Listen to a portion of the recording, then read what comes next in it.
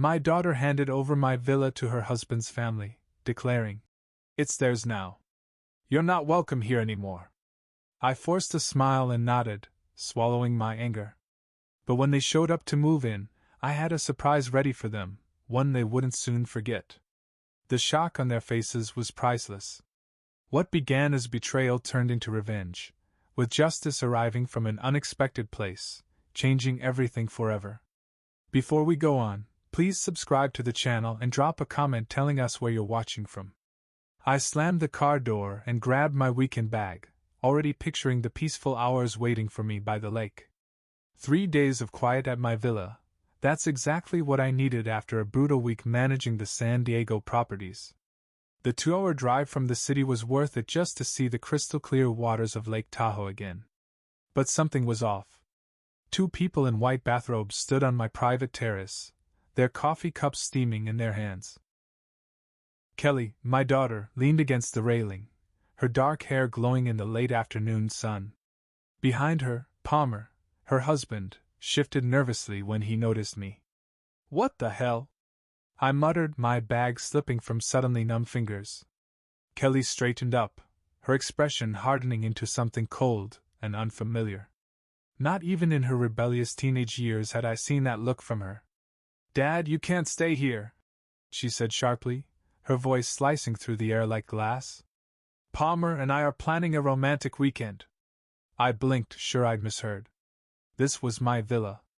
The deed was in my name, bought with the money I earned building half the commercial district in San Diego. Elizabeth and I had chosen every tile, every fixture, every piece of furniture. "But Kelly, this is my villa," I started, my voice trailing off as the ridiculousness of needing to say this settled in. "I don't care," she said, setting her mug down with a sharp clink. "We were here first, and we're not leaving." Palmer muttered something under his breath, but Kelly waved him off. Her robe slipped open slightly, and she yanked it tighter with an angry jerk. "Honey, I drove 2 hours," I said, stepping hesitantly toward the front door. "I just wanted to spend the weekend." "Get out of here and don't bother us," Kelly shouted, her voice rising. "You're just in the way anyway." The words hit me like a blow to the chest. In the way? This was my property. My sanctuary. The place where Elizabeth and I had planned to grow old together. Where I came to feel close to her memory. I stood there, bag at my feet, staring at my only child as she glared down at me from my own terrace. Palmer avoided my eyes, his face flushed above his bathrobe collar. 28 years old, and Kelly was ordering me off my own land like I was a stranger. The little girl who used to climb on my lap for bedtime stories, who called me daddy until she was 16, who sobbed in my arms at her mother's funeral. Elizabeth's voice whispered in my mind. "Be patient with her, Fred. She's still grieving. Give her time." 3 years. I'd given her 3 years of patience, understanding, bending over backward to handle her moods and demands. And this was what I got. "Fine," I said, the word tasting bitter like ashes. I bent to pick up my bag, my knees aching with the effort. 62 years old, and my daughter treated me like dirt on her shoes. "Good," Kelly called after me. "Next time, call first. Next time, call first before using my property." I walked to my car on shaky legs, each step feeling like retreat from a battle I hadn't even known I was fighting. Behind me, Kelly's voice softened as she talked to Palmer about their dinner plans.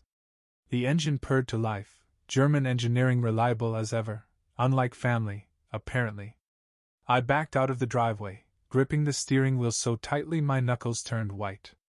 In my rearview mirror, I caught a glimpse of Kelly and Palmer settling back into their chairs, already erasing me from their lives. My daughter lifted her coffee cup, a silent toast, or maybe a final farewell. The road back to San Diego stretched out ahead, empty, long, and merciless. I was driving home defeated, tail between my legs, just like Elizabeth feared I would, just like I always did. Monday evening found me in my study, nursing cold coffee and the remains of a lonely dinner. 3 days had crawled by since Friday's humiliation at the villa. On Saturday, every phone ring made me jump, hoping Kelly would call with some explanation. Sunday brought the harsh truth. I was maybe too quick to give up. The phone rang sharply, cutting through my thoughts. Dad? Kelly's voice was cold, devoid of any warmth I had been desperate to hear. Listen carefully. Palmer and I have made a decision. The villa now belongs to his parents. My coffee mug froze halfway to my lips. What? Kelly? What are you saying? Carl and Margaret Thompson. It's their home now. Her words sank like stones into still water. You're forbidden from coming here anymore. The leather chair creaked beneath me as I leaned forward. Kelly, have you lost your mind? You can't just take my property. Actually, I can, and I am, she said, her voice sharp as a blade. You barely use it, and they desperately need a proper place to live. 30 years of 12-hour workdays building my construction business flashed through my mind. Every battle over permits, every difficult client, every sacrifice Elizabeth and I made to afford that dream home by the lake. It's my villa, I burst out with unexpected intensity. I worked 3 decades to buy that place. Kelly laughed, but there was no humor in it. You're being ridiculously selfish. After everything we've done for you since Mom died. Something inside me snapped. Everything you've done for me? I raised my voice to match hers. I paid for your wedding, your car, your college tuition, that fancy apartment deposit. That's what fathers do. She cut me off. Besides, you're old and alone now. What do you even need with such a big villa? Old and alone? The words struck like a punch to the gut. But instead of breaking, I felt something harden inside my chest.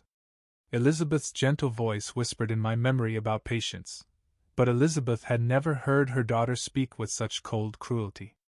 Those are Palmer's parents, Kelly. Complete strangers to me.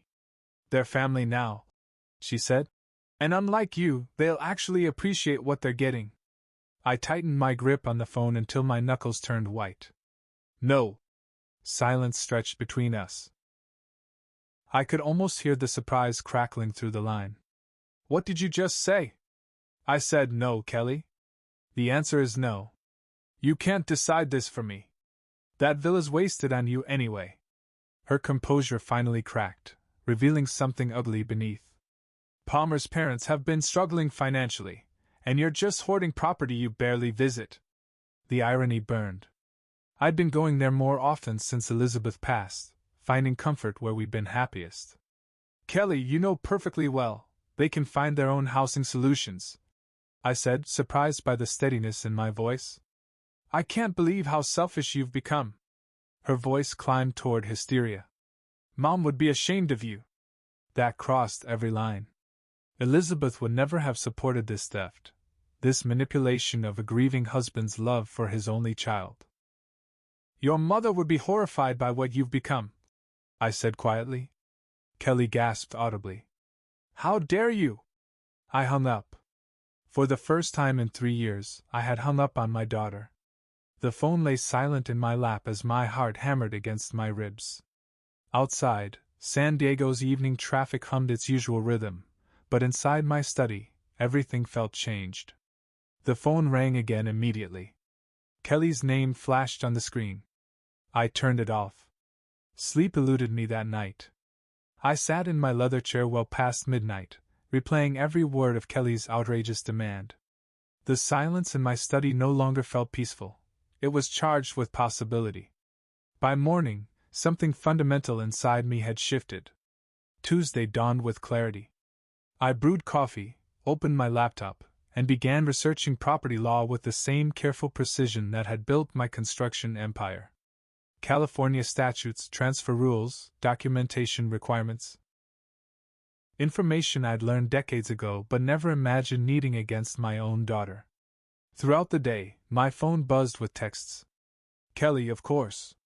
Dad, we need to talk about yesterday. Don't be stubborn about this. Palmer's parents are coming to see the villa this weekend. I deleted each message without replying. Wednesday morning, I drove downtown to my attorney's office. Marcuschan had handled my business deals for 15 years, his sharp mind balanced by diplomatic tact. His corner office overlooked the harbor, floor-to-ceiling windows framing sailboats drifting across the bay. "Fred," Marcus said, standing from behind his mahogany desk, extending a firm handshake. "Good to see you. How can I help?" I settled into the familiar client chair, the leather creaking in the same familiar spot. "I need advice on protecting my property." Marcus raised an eyebrow but stayed neutral. "Commercial or residential?" "Residential. The Lake Tahoe villa." I paused, choosing my words carefully. "Someone is trying to claim ownership without proper rights. A family member." The words hit me like a diagnosis I wasn't ready for. "Yes." Marcus nodded slowly, growing serious. "That complicates things. Family property disputes can get messy fast. What are my options?" "Several." Marcus pulled out a legal pad, already writing. "First, we make sure your ownership documents are airtight.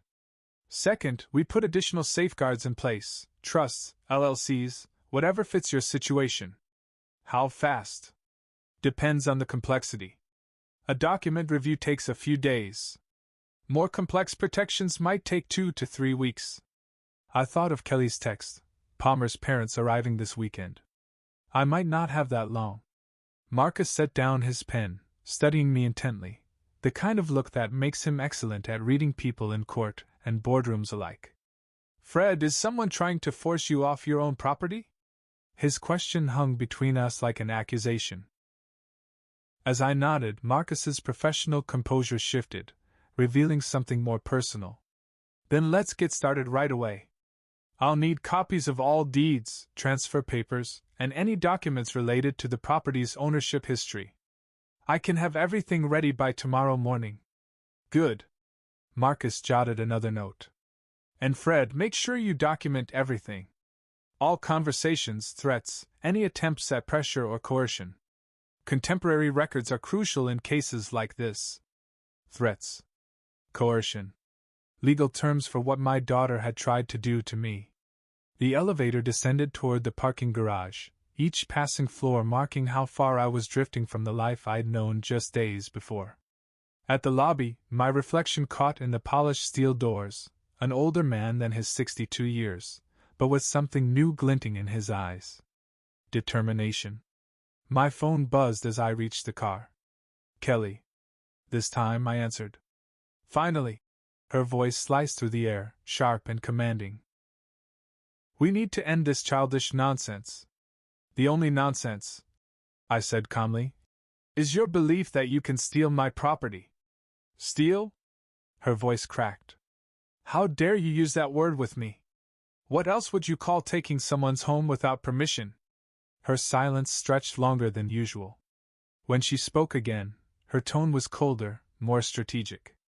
"Dad, Palmer's parents really are struggling.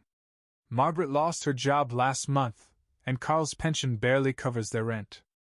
An old manipulation tactic from her teenage years, appealing to sympathy when demands failed." "That's unfortunate," I replied. "But it doesn't give them rights to my villa. You could show some generosity. Some family spirit. Like the family spirit you showed me on Friday at the villa?" Another pause. "We were surprised to see you there, at my own property. You should have called first." The circular logic made my head spin. "Kelly, I'm not giving anyone my villa. That's final." "Fine." Her voice snapped like a whip. "But Palmer's parents are still coming this Saturday. They've already booked their travel." The line went dead. I stood beside my car, phone still pressed to my ear, listening to the dial tone. Above me, San Diego's afternoon sky stretched endlessly blue, the same sky that had witnessed me build everything I owned through decades of honest labor. Saturday was 4 days away. The dial tone droned on while I sat frozen in my leather chair, phone still in hand. Kelly's words echoed in the sudden silence. "Palmer's parents are still coming to look at it this Saturday." Look at it, as if my villa was already theirs. Slowly, I lowered the phone and set it beside my long-forgotten coffee mug. The liquid had gone cold hours ago, a thin film coating the surface. Outside, San Diego's evening traffic provided its familiar soundtrack. But inside my study, everything felt different. How long had this been going on? When had I stopped being Kelly's father and become her personal ATM? Memories flooded back with painful clarity. Kelly's wedding 2 years ago. She called it needing help with expenses. But I'd written a check for $15,000 without asking for a single receipt. The casual way she accepted it, as if I were an ATM dispensing expected cash rather than her father making a serious sacrifice.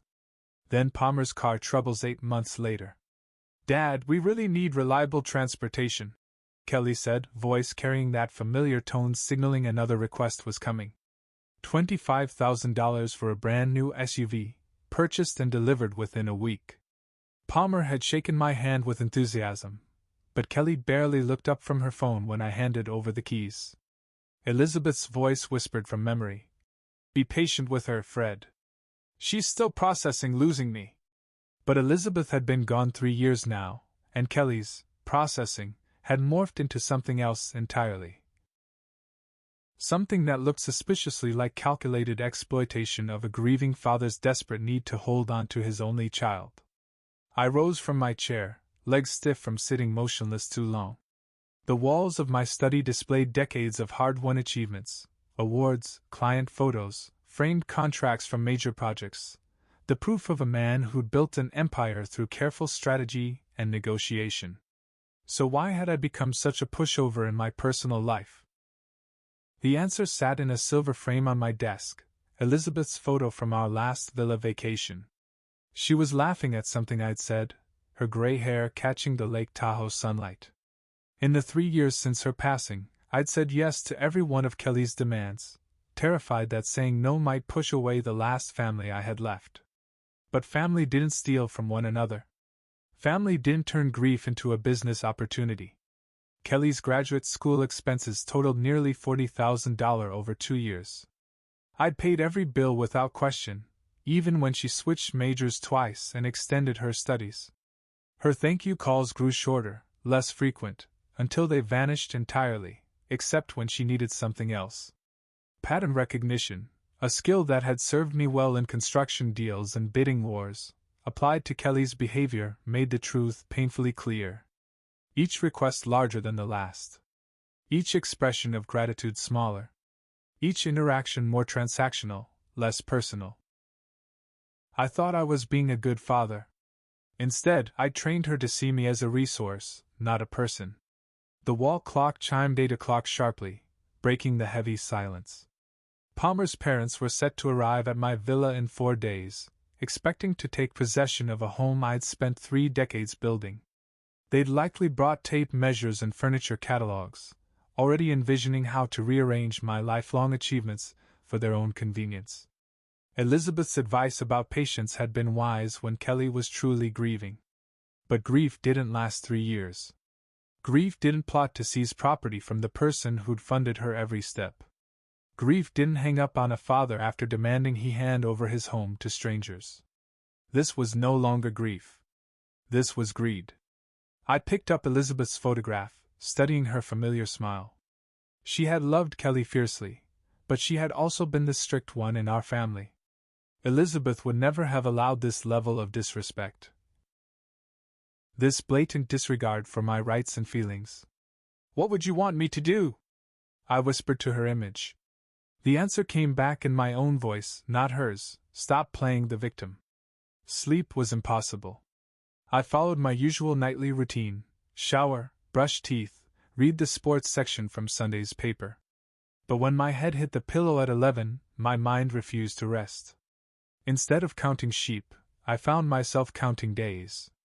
Monday, April 28th. Tuesday the 29th, Wednesday, Thursday, Friday, Saturday, Sunday, May 4th. 6 days. By midnight I'd given up on any pretense of rest. Lying flat on my back with my hands clasped behind my head, I stared at the ceiling and let my mind tackle the problem as I once tackled construction contracts. Break down the elements, identify the critical path, calculate resources and deadlines. Kelly had made a critical tactical error. She'd given me a fixed deadline.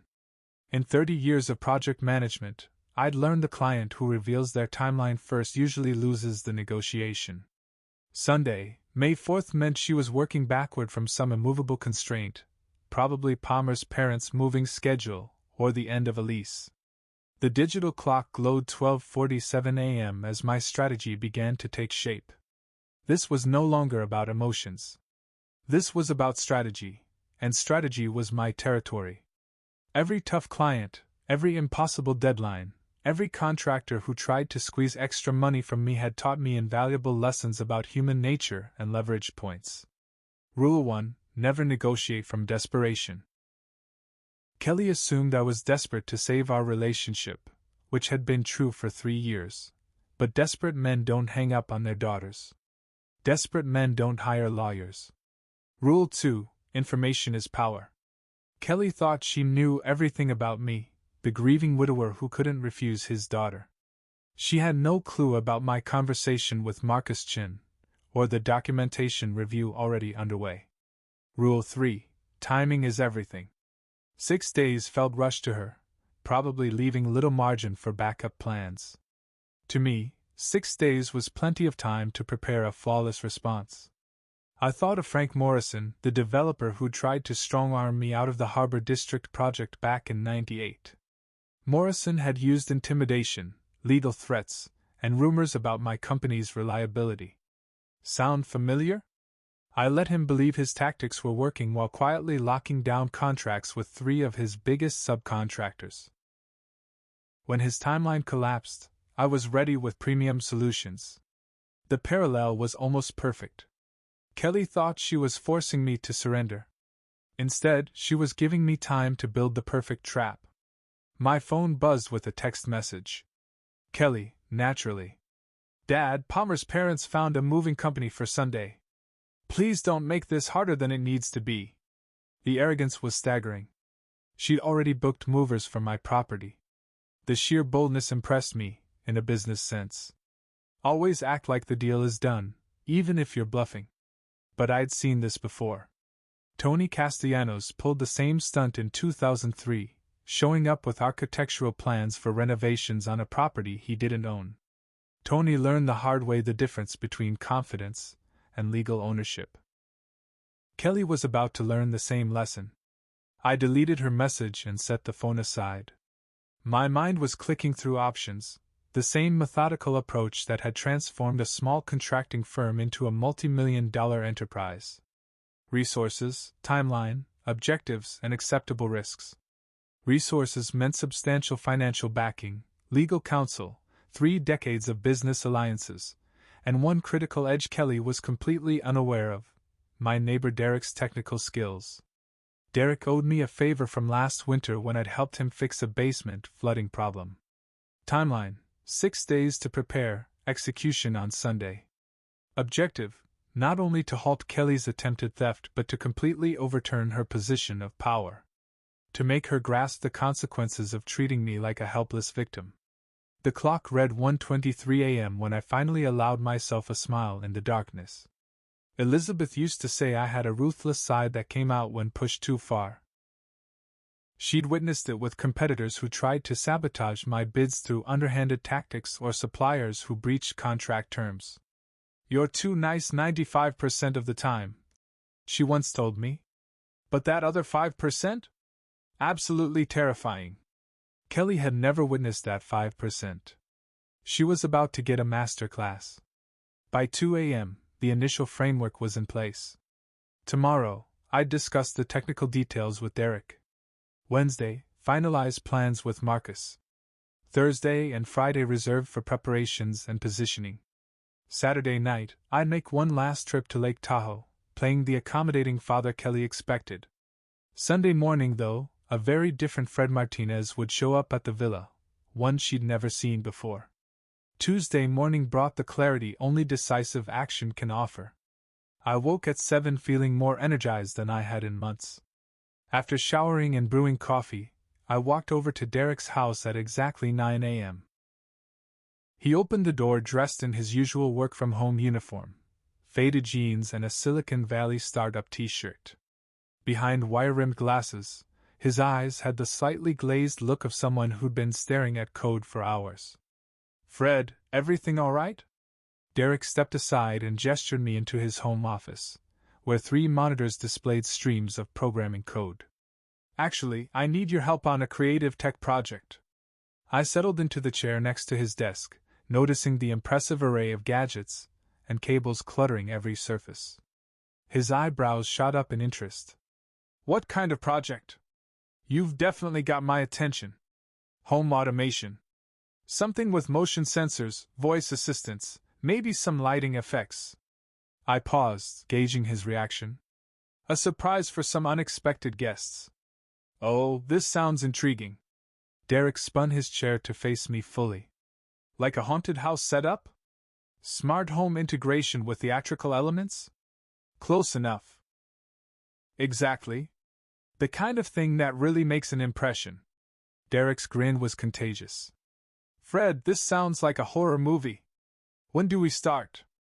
2 hours later, we were loading Derek's SUV with enough gear to outfit a small research lab, motion detectors, programmable LED strips, wireless speakers, hidden cameras, water flow controllers, and a tablet loaded with home automation software. The drive to Lake Tahoe passed quickly as Derek talked about the possibilities. We can program cascading triggers. Motion sets off lights. Lights trigger voice announcements. Voice announcements activate water systems. The whole house becomes an interactive experience. How advanced can it get? The sky's the limit. I'm thinking motion sensors in every room, voice assistants with custom messages, lighting that reacts to movement patterns. Derek practically bounced in his seat. We could even add facial recognition if you want to target specific visitors. Interesting. Let's start with the basics and see how much time we have. We arrived at the villa just after noon. Derek whistled appreciatively as we pulled into the driveway. Beautiful place, Fred. Your mysterious guests are in for quite a welcome. The installation process revealed Derek's true mastery. Within minutes, he had mapped sensor placements throughout the villa, identified ideal camera angles, and begun programming the tablet that would control everything. Motion detector here, in the entryway, he explained, mounting a device no bigger than a smoke alarm. The instant someone steps inside, it triggers the living room lights to start a strobing pattern, while the voice assistant announces, "You are not the owners of this house. Leave immediately." And if they don't leave? Derek's eyes gleamed. Phase 2. Motion detected in the living room triggers every faucet and shower to blast water full force. Plus, the voice messages get a lot more emphatic. We worked steadily through the afternoon. Derek ran cables behind baseboards, programmed response sequences, and tested each component with the precision of someone who genuinely loved technical challenges. I pitched in wherever I could, genuinely impressed by the complexity of what we were building. The beauty of this setup, Derek said, adjusting a concealed camera behind a bookshelf, is that it's fully legal. Motion-activated lighting, voice assistants, automated water controls, all standard smart home features, just programmed in a clever way. By 3 a.m., every room had at least 2 motion sensors linked to lighting that strobe flashed in patterns Derek described as deeply unsettling. The voice assistant was set to deliver increasingly forceful messages triggered by continued movement.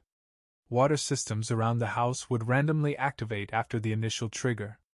Let's run a test, Derek suggested, tablet in hand. Step into the living room. I walked through the entryway. Instantly, lights started flashing in a confusing pattern as the voice assistant declared, "This property belongs to Fred Martinez. You are trespassing. Leave immediately." Derek appeared beside me, grinning widely. "Keep moving." After 30 seconds of motion, every light in the house began to strobe wildly while the voice shifted to, "Warning! Security system activated. Authorities have been notified. Vacate immediately." The sound of rushing water echoed as faucets and showers turned on automatically in the kitchen and bathrooms. "Brilliant," I said, honestly impressed. "Absolutely brilliant." Derek ended the test, clearly proud of his work. "The system has a battery backup, So they can't just cut the main power. Everything's remotely controlled via your phone. You can watch the cameras, tweak settings, even trigger manual overrides. As we packed away the gear, Derek's curiosity finally broke through. So, when are these mysterious guests arriving? Sunday morning? And they really have no idea what's coming? I thought about Kelly's text arranging movers for my place. Let's just say they're planning to get very comfortable in my home. Derek laughed, his voice echoing through the quiet villa. Well, they're definitely in for a warm welcome. Wednesday morning found Derek at my door at 8:30 a.m., arms loaded with gear I hadn't seen before. His eyes sparkled with the excitement of someone who'd spent the night dreaming up new improvements. I've got some ideas, he announced, lugging in a compact projector and speaker system. What if they cut the main power? Good question, one I'd been turning over during my restless night. What do you suggest? Industrial batteries hidden in the basement. Enough juice to run everything for a week. Derek's grin was infectious. Plus, I brought projectors for wall effects, dancing shadows, moving figures. This is going to be legendary. The drive back to Lake Tahoe passed quickly as Derek explained his additions. We'll have motion-triggered ghostly silhouettes, whispering sounds from hidden speakers, backup power that makes shutting down the villa nearly impossible. Your mysterious guests, Derek said as we pulled into the driveway, will think they've walked into a haunted house flick. Perfect. We worked with focused intensity all morning. Derek installed projectors in the main rooms, programming them to cast shifting shadows across walls and ceilings. Even in daylight, the effect was unsettling, dark figures pacing behind furniture, shapes flickering just outside peripheral vision. The genius of this, Derek said while calibrating a wall-mounted unit, is the psychological impact. The brain tries to find patterns in randomness. These projections will make them see things that aren't really there. Meanwhile, I handled the audio enhancements. Derek had brought pro-grade speakers, about the size of smoke detectors, placing them throughout every room. The sound library was creepily effective, footsteps echoing down empty halls, whispered voices, creaking floorboards, wind whistling through closed windows. The system layers these sounds randomly, Derek explained. Sometimes one effect, sometimes multiple overlapping. Keeps them guessing what's real. By noon, the once peaceful villa had transformed into something out of a psychological thriller. The backup battery system, cleverly concealed beneath the main electrical panel, guaranteed continuous operation no matter what power interruptions were attempted. What about a warning sign? I suggested over lunch. Something to set the tone right when they arrive. Derek's eyes lit up. Brilliant! How about, welcome to the house of the future. Enter at your own risk. Makes it sound like a tech demo. We spent an hour designing the perfect sign, professional looking and prominently mounted on the front door. To casual visitors, it would seem like an elaborate smart home showcase. To our unwelcome guests, a clear warning of what awaited inside. The afternoon was dedicated to final testing and calibration. Derek walked each room while I monitored the control tablet, watching motion sensors trigger cascading responses across every system in perfect sync. Motion detected in entryway, Derek called out. Lights on, projection activated, audio sequence starting. The villa erupted into controlled chaos. Strobe lights pulsed in disorienting patterns while ghostly shadows flitted across walls. The voice assistant issued stern warnings about trespassing while eerie whispers floated from empty corners. Faucets and showers began to gush water throughout the house. How long does the sequence run? I asked, impressed by the coordination. As long as there's movement, Derek replied proudly. If they try to hide or stay still, it repeats every 30 seconds. If someone stays, the system assumes they're either authorized or just stubborn. It adapted flawlessly. We ran final tests in every room, confirming smooth coordination between all the components. The projectors synced perfectly with the sound effects. Motion detectors covered every conceivable pathway through the house. Backup power units remained hidden yet easily accessible for maintenance. As evening fell, Derek fine-tuned the smartphone interface that would let me control everything remotely. Live video feeds, system status alerts, manual override functions, full operational control from anywhere with an internet connection. This is honestly the most advanced home automation project I've ever been part of, Derek said, reluctantly packing up his tools, clearly reluctant to leave his masterpiece behind. Your guests are in for the shock of their lives. Standing in the doorway, I took one last look at our creation. The villa appeared just as it always had, peaceful, inviting, calm. But beneath that familiar exterior was a technological fortress designed to react to uninvited guests with relentless, unavoidable force. Thank you, Derek. This is absolutely flawless. Derek's laughter echoed through the empty villa as we locked up and headed to our cars. I almost feel sorry for whoever shows up here Sunday. Almost. Sunday, May 4th, the day Kelly had picked for her final triumph. I settled into my study at precisely 2 p.m. 3 monitors glowed with live camera views from the villa. The tranquil afternoon at Lake Tahoe looked deceptively serene through the high-definition lenses Derek had installed all around the property. Birds flitted between pine branches. Sunlight glittered on the lake's surface. No sign of the intricate technological web hidden beneath the villa's innocent facade. My phone rested next to the keyboard, its screen displaying the home automation app controlling every system Derek and I had so meticulously integrated. Motion sensors armed, audio ready, lighting programmed, water controls activated, projection effects queued up with their disturbing choreography. Everything had passed our Wednesday final test flawlessly. Now the real show was about to begin. At 2:28 p.m., a dark blue minivan appeared on the driveway camera, right on schedule as Kelly had promised. My daughter's punctuality was one of her most consistent traits, useful at school, devastating in manipulation, and perfect for plotting revenge. Right on time, I murmured, adjusting the monitor angle for a better view.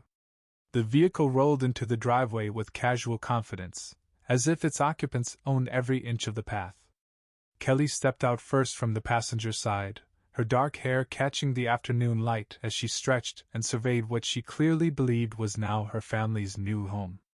Palmer climbed out from behind the wheel, already moving to assist his parents with their luggage. Carl and Margaret Thompson looked exactly as I'd imagined, retired, a little worn by time, but carrying the eager anticipation of people who'd just been handed an unexpected gift. Margaret clutched a large purse and what appeared to be house slippers, ready to settle into someone else's home. They gathered at the rear of the minivan, unloading suitcases and boxes with the practiced efficiency of a permanent move. Not a weekend visit. Not a temporary stay. A full takeover of my villa, carried out with the casual certainty of people convinced their victim was too weak to fight back. Kelly gestured toward the front door, speaking animatedly to her in-laws. Even through the cameras, her posture radiated triumph and control. Palmer nodded along, occasionally glancing up at the villa's windows, as if mentally noting which rooms his parents might claim. They approached my front entrance as a united group, 4 people utterly convinced of their right to seize my property. Margaret walked slightly ahead, her stance that of someone ready to take immediate charge of household affairs. Then they reached the warning sign. Derek's professionally mounted placard stood clearly by the entrance. Welcome to the house of the future. Enter at your own risk. The lettering was bold, the message clear, the warning legally sound. Margaret was the first to stop, her expression darkening as she read the sign, her voice carrying through the audio pickup Derek had positioned nearby. What is this nonsense? Who put this ridiculous thing up? Carl joined her, squinting at the sign with visible irritation. Probably some prank kid. Just ignore it, Maggie. Kelly's laugh was sharp and dismissive. Oh, that's just Dad being weird. He probably thought it was funny or something. Don't worry about it. Palmer shrugged, already reaching for the door handle. The old man's always been a little eccentric. Right, let's just get inside. But Margaret wasn't done. Her face flushed with indignation as she gripped the sign's mounting bracket and yanked it off the wall with surprising force. The professional installation Derek had spent an hour perfecting came apart in seconds, the sign crashing to the floor. "There," Margaret declared, kicking the fallen sign aside. "I won't let some silly warning ruin our first day in our new home." Kelly applauded. "Perfect. You're absolutely right, Margaret. This is your house now." Through my monitors, I watched them step over the broken warning sign and approach my front door. 4 people who had just shown complete disrespect for my property, my message, and my right to establish boundaries in my own home. A fair warning was given. A fair warning dismissed with contempt. Palmer slid in the key Kelly had obviously supplied, probably copied from the spare I had trusted her with years ago. The lock turned smoothly, the door swung open, and my daughter led Palmer's parents across the threshold like a victorious general claiming new territory. "Make yourselves completely at home," Kelly declared, her voice echoing through the entryway. "This place is yours now."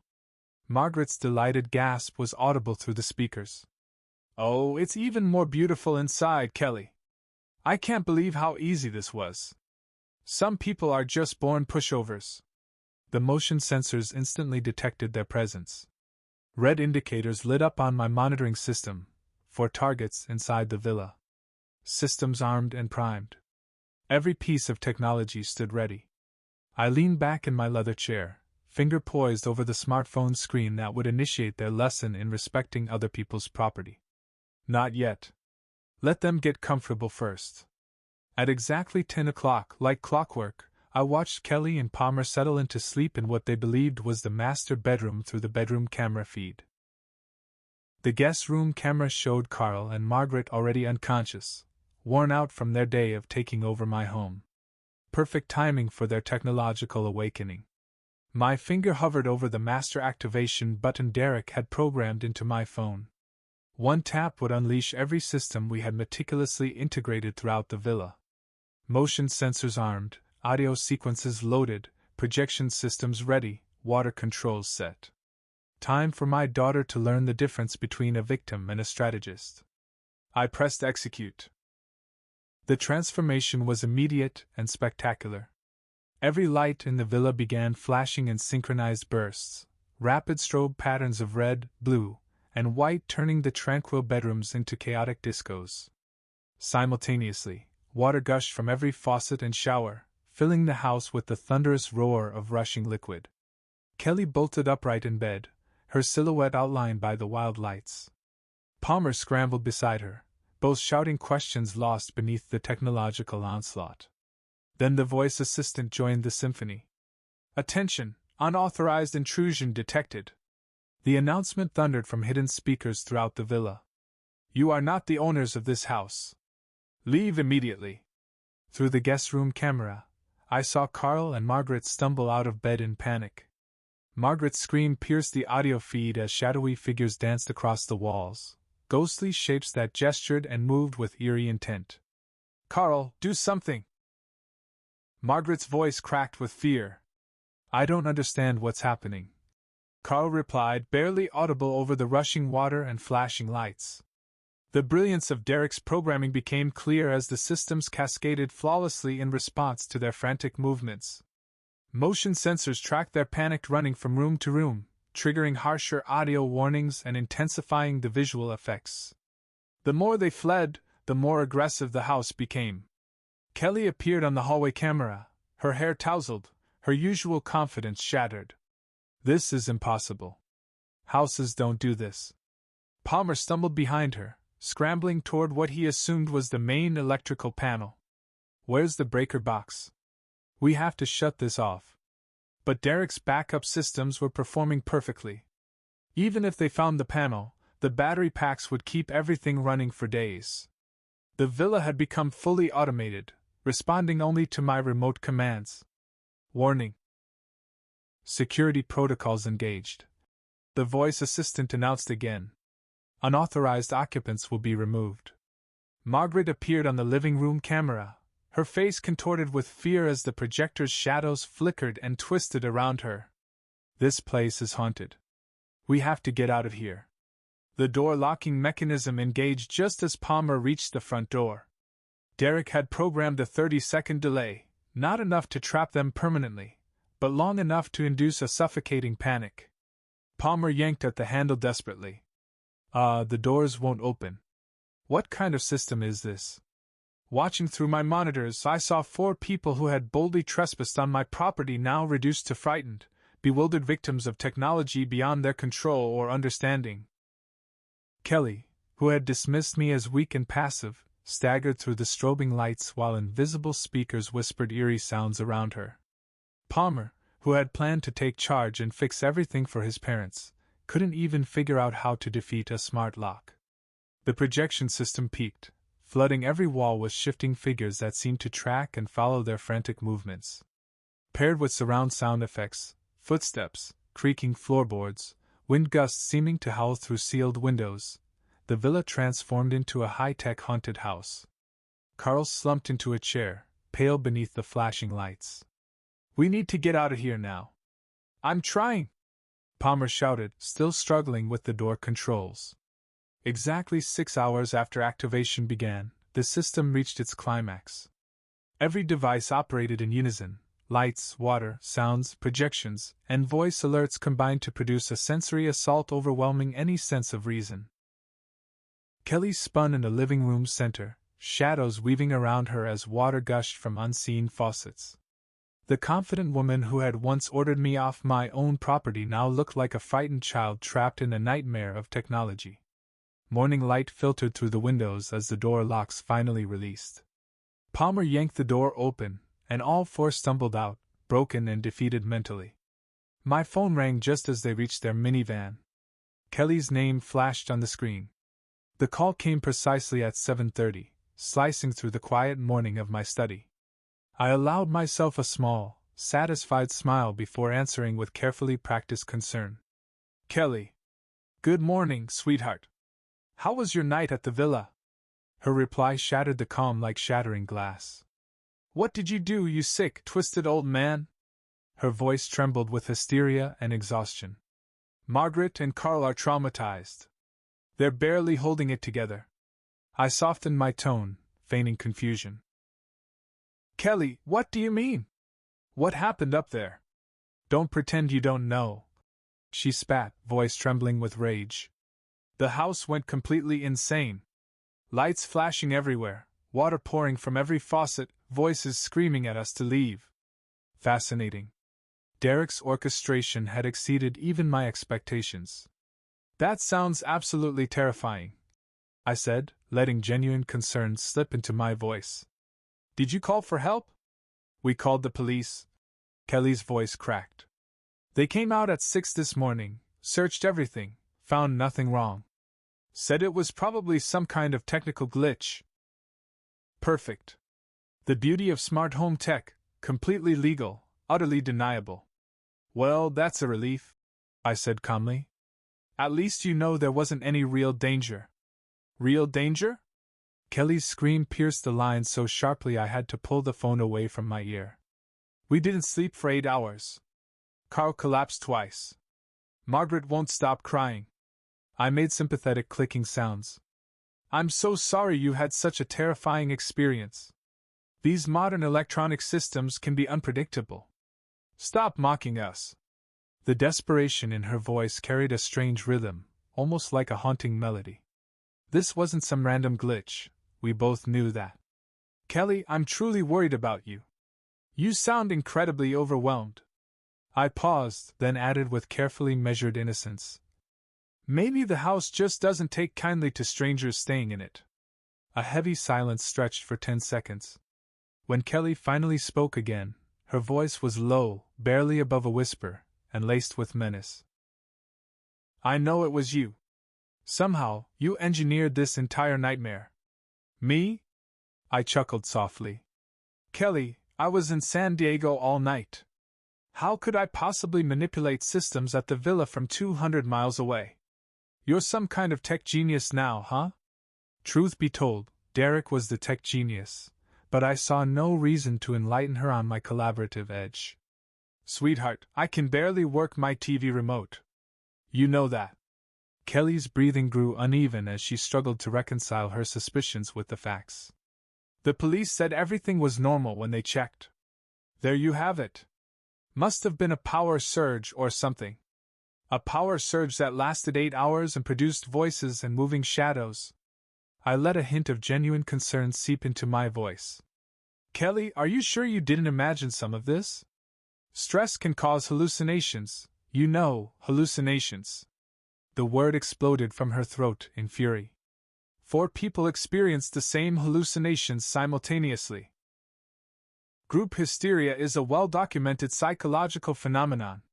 Kelly's strangled sob echoed through the line. For 3 years, I'd been the one making frantic calls, pleading for understanding, only to be dismissed. The poetic justice was satisfying. We're never coming back, she declared, trying to steady her trembling voice. Never. The villa is yours now. We want nothing to do with that cursed place. That's probably for the best, I said calmly. Sometimes houses develop personalities, especially when they sense their boundaries have been crossed. You can't get away with this. Somehow we'll prove it was you. Prove what exactly? That you had a terrible night caused by what the police called a technical malfunction. Kelly's silence lingered so long I feared the call had dropped.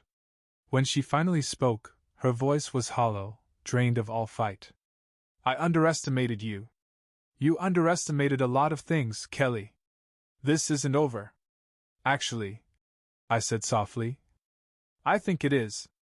You got exactly what you wanted, a night in my villa. I hope it was enlightening. The line went dead. I leaned back in my leather chair, placing the phone gently on my desk beside the still-lit monitors showing the empty villa. 8 years of building experience had taught me that the simplest solutions are often the most elegant. Kelly had tried to claim my property through psychological manipulation and emotional terror. I just returned the favor with superior technology and strategic patience. The phone rang again almost immediately. Kelly's name appeared on the screen. I ignored it. Tuesday morning confirmed my strategic expectations. Watching through the villa's camera feeds, I saw Palmer's rental truck pull into the driveway promptly at 10 o'clock, loaded with locksmith gear and a confident expression that wouldn't last. From my study in San Diego, I observed him approach the front door, carrying professional tools, convinced that changing a few locks would fix their villa problem. Even before inspecting Derek's integrated security, the locksmith looked doubtful. These aren't ordinary locks, sir. The locksmith's voice came clearly through the audio feed. They're part of a smart home system with biometric scanners, wireless connectivity, and backup power. Palmer's face darkened as he examined the advanced hardware. Can't you just replace them anyway? Not without reprogramming the entire security network. The locksmith packed up swiftly, eager to leave. That's way beyond my expertise. You need a tech specialist familiar with home automation. And Derek Collins is the only one within 200 miles with intimate knowledge of this system. I made a mental note to thank him again for his meticulous work. Palmer stood alone in the villa's entryway, shoulders slumped with the weight of defeat after the locksmith had driven off. Through the camera feed, I watched him give the doorframe a frustrated kick before heading back to his truck for the long drive to San Diego. The rest of my Tuesday passed in quiet satisfaction. Kelly would get Palmer's bad news around 4 o'clock. By evening, desperation would bring them back to my doorstep for one last showdown. 3 decades of managing construction projects had taught me how to spot when opponents realized they'd been outplayed. At 8 o'clock, the sharp slam of car doors echoed in my driveway. Through the window, I saw Kelly and Palmer approaching with the tense, determined posture of people who had exhausted every rational option. Kelly's first knock rattled the doorframe. Open up. We need to talk. I opened the door calmly, noting Kelly's flushed cheeks and Palmer's clenched fists. Good evening. How was your day? Cut the act, Kelly snapped, pushing past me into the entryway. Palmer followed closely. Palmer couldn't change the locks because you turned the villa into some kind of high-tech fortress. Smart home security is becoming quite common, I said mildly. Very effective against unauthorized access. Palmer stepped forward, trying to use his height to intimidate. Either you end this ridiculous game and give us the villa, or forget you have a daughter. Is that meant to be a threat or a promise? I asked, raising an eyebrow. Kelly's eyes flashed with anger. We'll find a way to prove you're guilty in court. We'll sue you for harassment, emotional distress, everything. Based on what? I challenged. A police report that found no illegal activity? You know what you did. Kelly's voice cracked with frustration. You somehow orchestrated that entire nightmare, and we'll prove it. I leaned casually against the doorframe, perfectly relaxed. Prove that you experienced what the police ruled a technical malfunction. Good luck with that. Palmer tried a different tactic. Look, Fred, be reasonable. You're old and alone. What do you really need with such a big villa? The exact same words Kelly had used in our phone call. No original material between them. Interesting coming from the people who tried to steal my property without permission. Kelly finally lost control completely. Fine. You want to play hardball? You'll never see any grandchildren. When I have kids, they'll never know their grandfather existed. You'll die alone and forgotten, just like Mom. Invoking Elizabeth's memory was meant to hurt. 3 years ago, it might have shattered me, sending me into tears and desperate pleas. Now, it only confirmed what I already knew about my daughter's true nature. The same way you forgot to ask permission before handing over my villa. This isn't over. Kelly shouted, voice rising to a scream.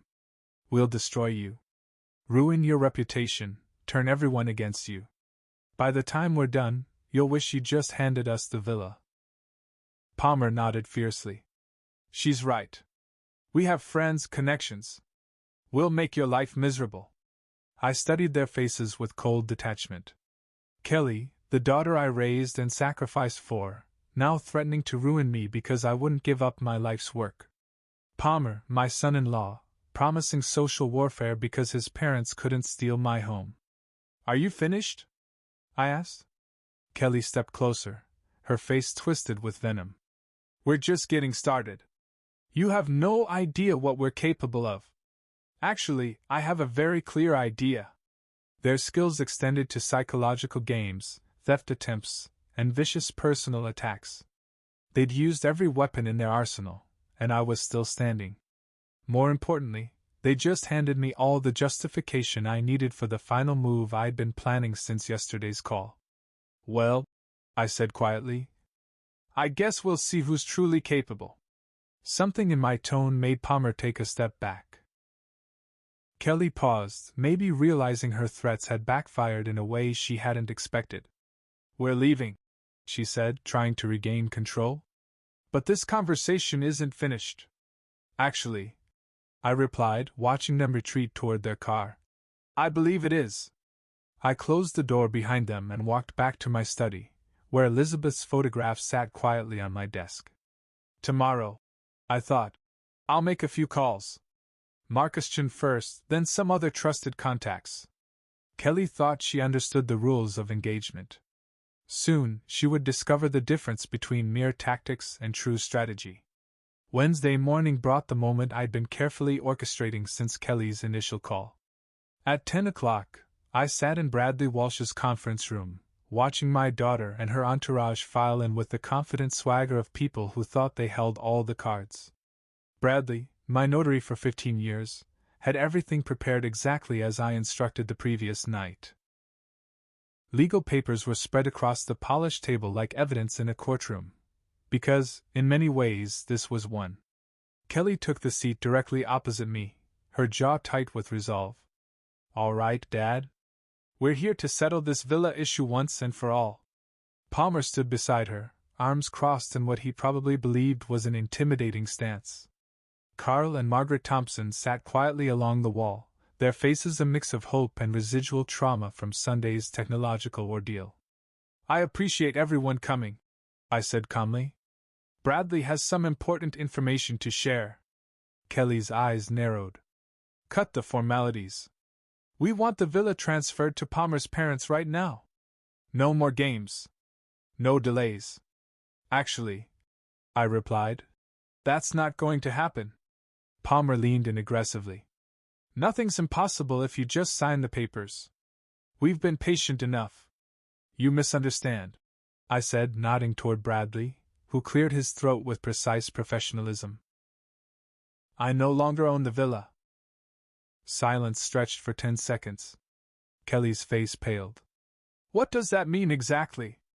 Palmer demanded. Bradley opened the top folder on his desk. Mr. Martinez transferred ownership of the Lake Tahoe property to the Second Chance Foundation for Homeless Assistance. The transfer was finalized Monday morning and is fully legal. Kelly's voice shattered like glass. That's impossible.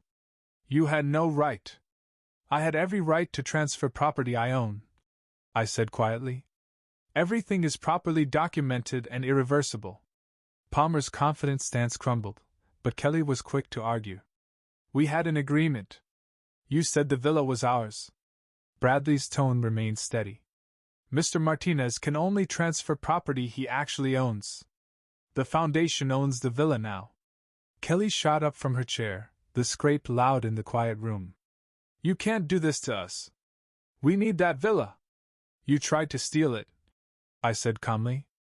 This seemed a more fitting resolution.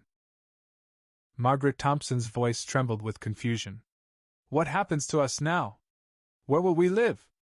You'll have to find other options, I replied. Just like you expected me to when you tried to evict me from my own home. Kelly gripped the edge of the table, her hands shaking. This is just spite. Pure revenge. This is justice, I said, meeting her gaze steadily. And it's permanent. Palmer's face turned pale as the financial reality sank in. Our plans, our future, they all depended on that villa. Perhaps you should have asked permission before making those plans, I said. Bradley laid out more documents. The charitable transfer includes a lifetime usage clause for Mr. Martinez as the donor. He retains full access to the property until his death. Kelly's voice climbed toward hysteria. So you still get to use it? Everything changes, I corrected her. You no longer have any legal claim to it, ever. Carl Thompson spoke up for the first time, his voice small and uncertain. So, after everything, we get nothing? After trying to steal my property through manipulation and threats, I answered. Kelly slumped back into her chair, the fight draining from her face as reality settled. When did you do this? She whispered. Monday morning. Right after your technological nightmare. The timing hit her like a physical blow.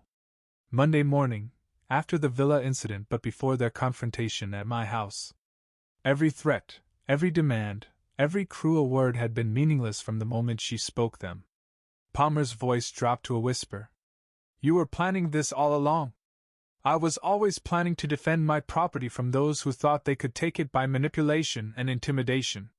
Kelly stared at the legal papers as if they might vanish under her gaze. That charity thing? It's just a trick, isn't it? Some way to keep control. Before I could answer, Bradley spoke. The Second Chance Foundation is a legitimate nonprofit. The transfer is real and irreversible. So you win, Palmer said bitterly. Is that what you wanted to hear? I wanted to hear nothing from any of you. But since you insisted on this conflict, yes, I win. Kelly's composure shattered completely. You've destroyed our future. Palmer's parents have nowhere to go. Anywhere but my villa. Margaret Thompson began to cry softly. Carl patted her shoulder with the helplessness of a man who never understood how they'd gotten here. Kelly wobbled on unsteady legs, her fierce confidence replaced by empty defeat. Come on. There's nothing more to discuss. As they moved toward the door, I called after them. Kelly? She turned around, her face a mask of exhaustion and fury. Next time you try to manipulate someone, remember, business experience beats emotional blackmail. The door clicked softly as it closed behind them. Bradley and I sat quietly, surrounded by the documents that had just ended a battle I never wanted to fight. Masterfully done, Fred, Bradley said at last. 30 years of managing construction projects taught me to always have an exit plan. I gathered my copies of the papers and headed for the door. Time to drive up to Lake Tahoe and enjoy my villa in complete peace. Thursday morning brought the first sunrise in 3 years that I could watch without fear, anger, or calculation. I drove through California's spring scenery, feeling something nearly forgotten, simple contentment. The villa welcomed me with the quiet of a home fully returned to its rightful owner. I used my key without glancing over my shoulder, stepped inside without listening for hostile voices, and moved through rooms filled with memories of recent technological warfare. But somehow, the house felt purified. My first task was restoration. Derek's cameras came down easily, their high-tech mounts yielding to basic tools and steady resolve.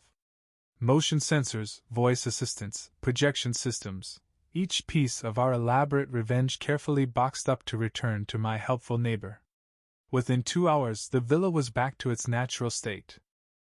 No blinking lights. No hidden microphones. No silent defenses watching invisible intruders.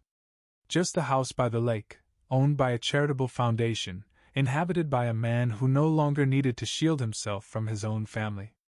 I brewed coffee in the same machine that had witnessed Sunday's chaos, then carried my mug to the terrace where Elizabeth and I had shared countless peaceful mornings. The lake stretched before me, its surface reflecting the late morning sun in shifting patterns that promised possibility rather than threat. For the first time since my wife's death, I sat completely still. The transformation felt almost mystical in its wholeness. 3 years ago, I had been a broken widower who confused love with surrender, kindness with weakness, and family loyalty with accepting abuse. The man who built a construction empire from nothing had somehow forgotten how to defend his own boundaries. Elizabeth's voice whispered through my memory, now clearer, free from grief and manipulation. "Be patient with Kelly," she'd said. "She's still processing her loss." But Elizabeth had never meant for patience to become permanent victimhood. She never suggested love demanded accepting theft, manipulation, or psychological cruelty. The woman married to a determined businessman wouldn't have wanted him to become a doormat, even for their daughter. "Kindness without self-respect isn't kindness," I said aloud to the empty terrace. "It's weakness disguised as virtue." The mountain peaks surrounding the lake seemed to nod in agreement.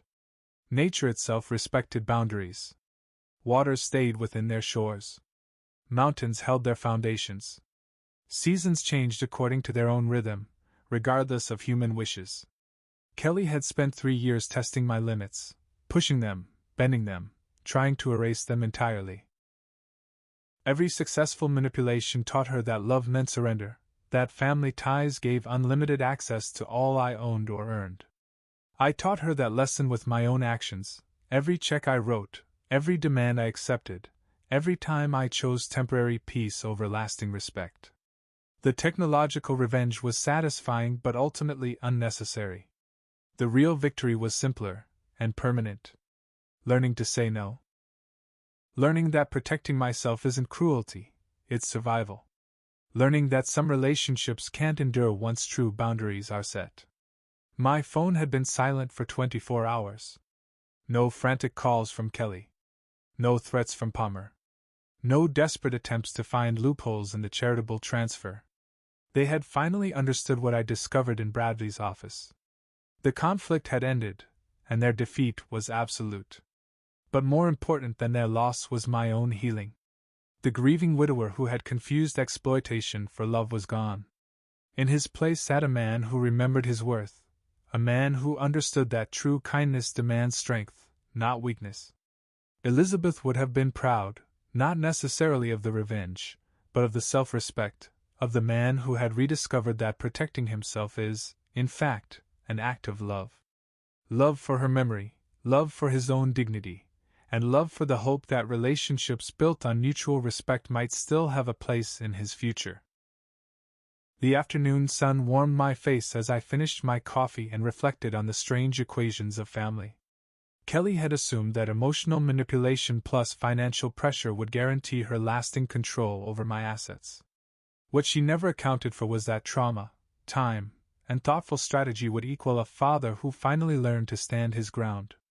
Lake Tahoe's timeless calm mirrored a truth I was finally ready to embrace. Some battles conclude not with reconciliation, but with the recognition that peace sometimes requires distance. Some forms of love show themselves through boundaries, not surrender. For the first time in 3 years, I felt whole again. If you enjoyed this story, please like this video, subscribe to the channel, and share your thoughts in the comments below. To hear the next story, click the box on the left.